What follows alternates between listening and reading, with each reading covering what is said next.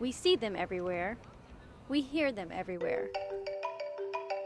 From the world's first PC to the first iPhone, from laptops to iPods. For the past 35 years, one company has set standards in the way we look at technology. Apple. Apple has created a whole new way of communication with its broad range of applications and Wi-Fi capabilities.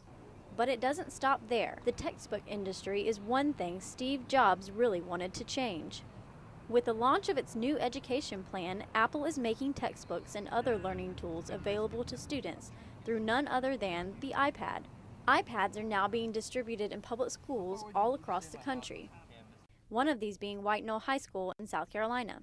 Brad Tillman, a probability and stats teacher, uses iPads in his classroom every day. For me, it's as much about communication as it is being able to gather data. The real world data they put in a statistics book is outdated the next month. These iPads include useful tools for teachers and the students. It's a lot more freedom than we had before. It's a lot quicker than the computers. I think it's great. I hate that they waited till my senior year to bring them in. As a math teacher, I didn't really want laptops because we can't write on laptops. We can't do a lot on laptops that we could do on the iPad. They use the app called Socrative, which allows the teacher to receive immediate feedback. And so I immediately know who needs extra help, who needs work, and I think that's helped the students too. But these devices aren't just being used in high school. The Tech Lounge at USC has a new iPad rental program available for students.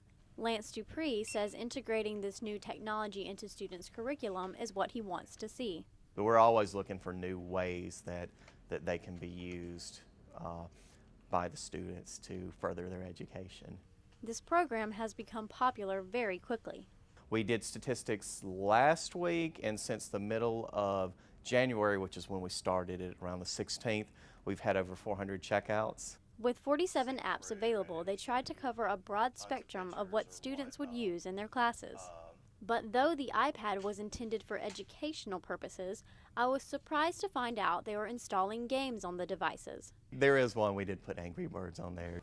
So are these devices a help or a distraction in the classroom? Psychology professor Dr. Adam Hutcheson understands listening to lectures aren't always fun. Sometimes you mentally check out, but it still doesn't give them an excuse to be playing Angry Birds for the entire 50-minute duration of the class.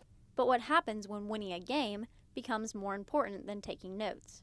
When that's a better reward than learning something in class so that they can get a good grade in that class, then we have a problem. Tillman says although the iPads are a great tool for teachers, there are still negative uses. The iPad has completely revolutionized my classroom. But then other things, it's like, same old distractions while you're in the class. Still, some students say it makes class participation more enjoyable. I feel like more people are involved because they can do it on their iPad. And Dupre says despite the fact that students may not use it for academic purposes, it's worth the risk to find out. I really feel that the student that takes time and really customizes it to their way of learning, that flexibility far outweighs someone playing Angry Birds during class. With technology changing every day, students are catching on faster than ever. It's not a static thing, it's constantly changing, constantly improving. And it's impossible to assume students won't ever be distracted in the classroom. With every piece of new media comes the good and the bad. It all comes down to how you use it. I don't know what the next step is going to be, but I think we've got to be flexible. We've got to be able to mold ourselves and change ourselves to fit what's going to work. Content is still there, but the tools that we're using is changing practically every day. And all teachers can do is try and use these tools to engage the students, rather than preparing them for a world that's already passed.